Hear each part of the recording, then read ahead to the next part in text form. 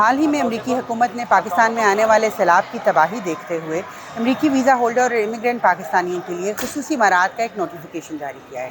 اس notification کی تفصیل جاننے کے لیے ہم نے بات کی نیو یارک میں مقیم امیگریشن اٹارنی سلیم رضوی سے۔ امیگریشن سروس کی جانب سے بہت سی سہولتیں دی گئی ہیں اور میں سمجھتا ہوں کہ بڑی ایک خوش آئند بات ہے۔ چند لمحے کے لیے تصور کیجئے کہ کوئی شخص جو ہے یہاں پہ وزٹر ویزا پہ موجود ہے اور وہ اپنا اسٹے ایکسٹینشن اس کی لینا چاہتا ہے۔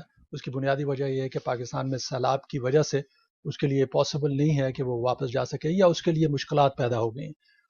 اگر ایسا شخص اپنا اسٹے ایکسٹینڈ کرنے کے لیے اپلائی کرنا چاہتا ہے تو اس کی اپلیکیشن کو جو ہے وہ ایکسپیڈائٹ کر دیں گے۔ اسی طرح سے لیٹس سے کہ کوئی شخص جو ہے وہ وزٹر ویزے پہ موجود ہے اور اپنا اسٹیٹس جو ہے وہ چینج کروانا چاہتے ہیں، اس کے لیے بھی یہ سہولت موجود ہے۔ اس کے علاوہ جو لوگ آلریڈی یہاں پہ موجود ہیں اور ان کے پاس امیگریشن اسٹیٹس ہے، پرماننٹ امیگریشن سروس ہے، مثال کے طور پہ اگر کسی کے پاس گرین کارڈ ہے اور وہ ٹریول کرنا چاہ رہا ہے لیکن گرین کارڈ اس کا ایکسپائر ہو چکا ہے، تو اس صورت میں بھی امیگریشن سروس سے یہ ریکویسٹ کی جا سکتی ہے کہ اس کا گرین کارڈ جو ہے اس کی رینیول جو ہے وہ ایکسپیڈائٹ کی جائے۔ اس کے علاوہ ایسے لوگ کہ جنہوں نے ورک آتھرائزیشن کے لیے اپلائی کر رکھا ہے یا وہ لوگ کہ جو پرمیشن لے کے ملک سے باہر جانا چاہتے ہیں، پاکستان جانا چاہتے ہیں، ان کے لیے بھی سہولتیں موجود ہیں۔ یو ایس سینسس بیورو کے 2020 کے اعداد و شمار کے مطابق امریکہ میں پاکستانیوں کی تعداد 5.5 لاکھ سے کچھ زیادہ ہے، مگر ان میں کئی غیر قانونی تارکین وطن بھی ہیں۔ ایشین امریکن فیڈریشن کے ایسٹیمیٹ کے مطابق صرف نیو یارک اسٹیٹ میں 7 سے 8 ہزار ایسے انلیگل پاکستانی امیگرینٹس ہیں۔